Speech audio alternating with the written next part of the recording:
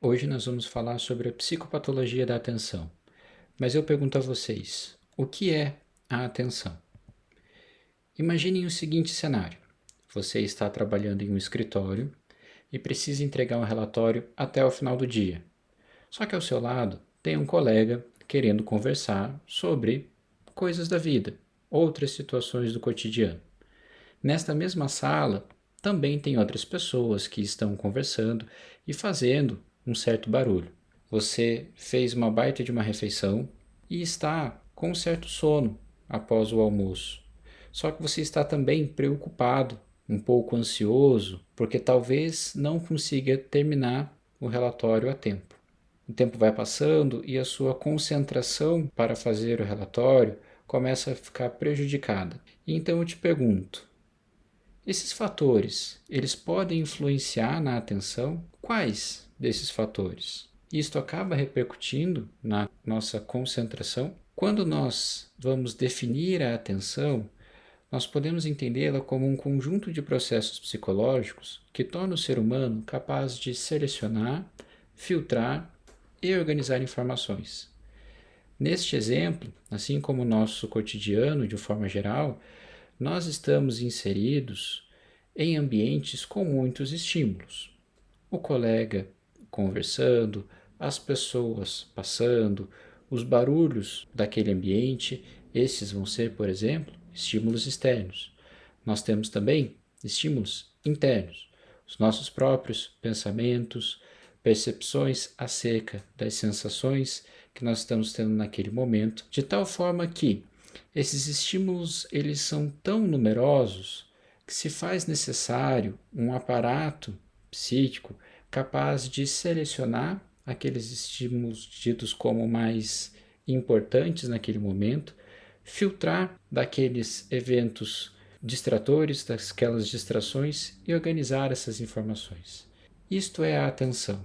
Nesse sentido, nós entendemos a atenção como esse direcionamento da consciência para que isso seja possível. De fato, consciência e atenção são duas funções psíquicas que estão intimamente relacionadas.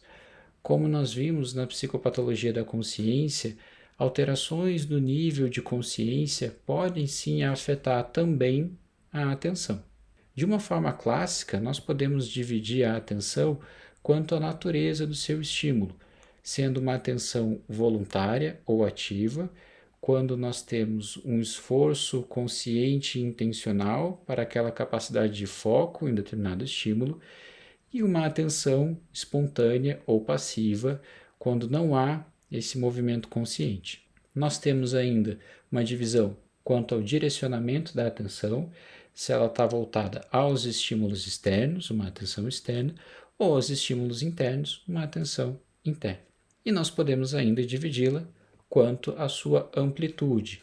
Quando nós temos uma atenção de amplitude reduzida, então no exemplo você está focado em terminar o seu relatório ali em frente ao computador, ou uma atenção dispersa, onde há um aumento deste campo, desta amplitude da atenção, percebendo também outros estímulos. O que Bleuler propõe é uma divisão da atenção nesses dois pontos. O primeiro deles é a tenacidade, a capacidade do indivíduo de fixar e manter a sua atenção sobre determinado estímulo.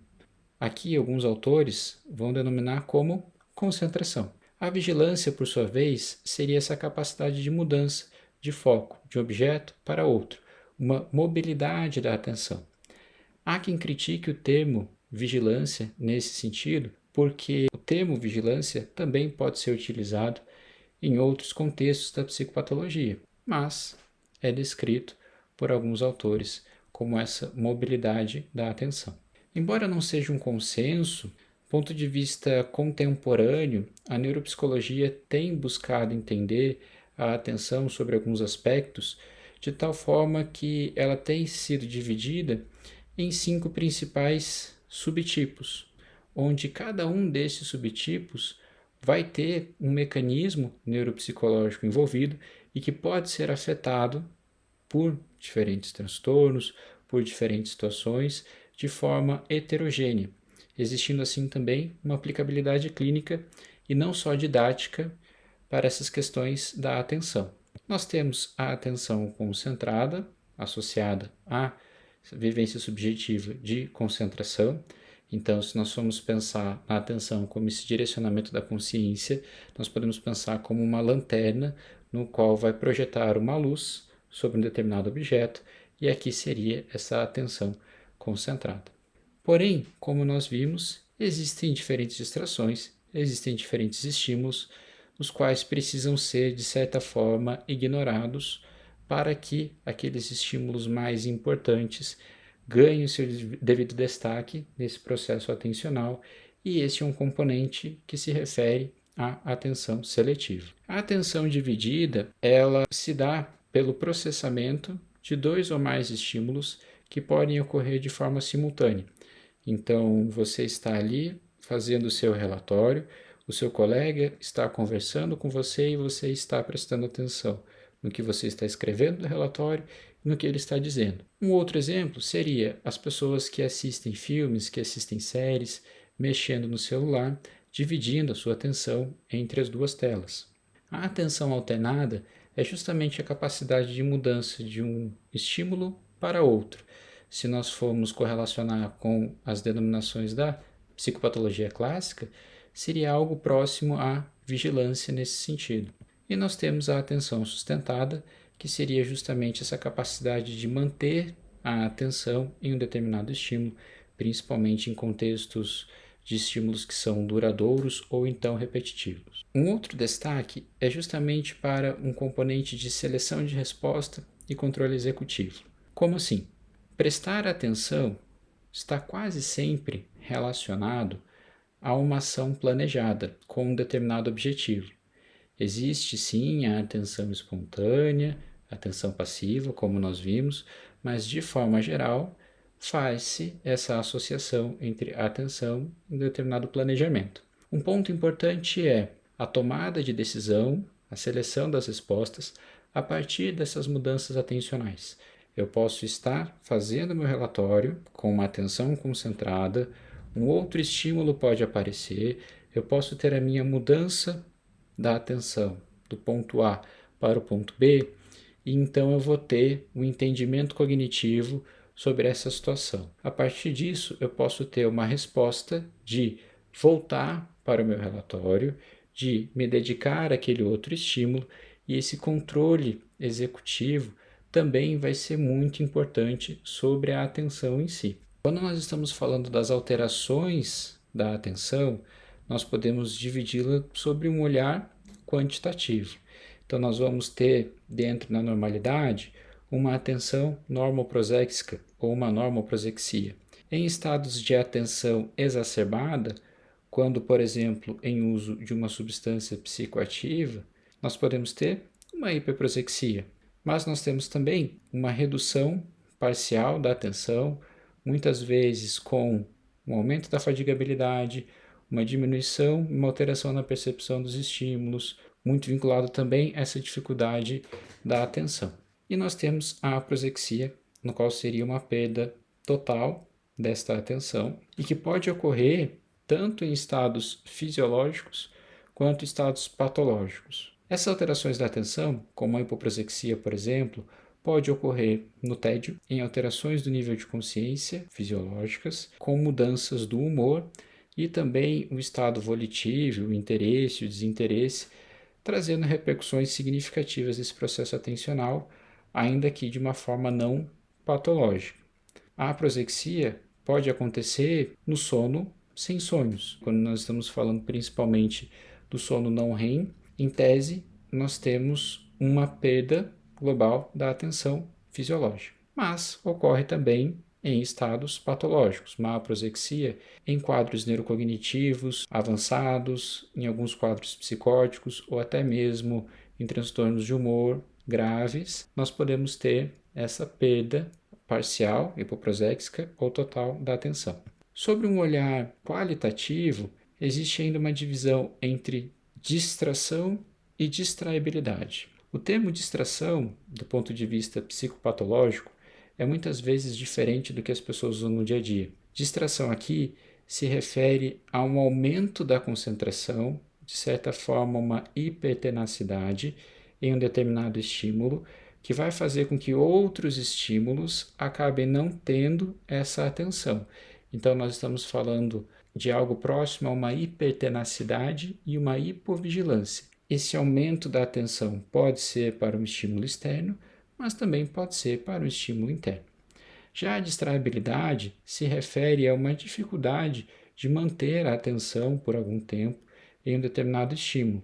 Então, nós temos muitas vezes, por exemplo, no quadro de mania, um aumento dessa atenção espontânea, uma diminuição da atenção voluntária, de tal forma que essa tenacidade ela pode estar reduzida e essa vigilância muitas vezes estará aumentada, uma condição mais próxima à distraibilidade. Um ponto importante nessas alterações da atenção é que ela ocorre em condições fisiológicas, esse é o primeiro ponto, e o segundo ponto é que não ocorre somente no TDAH.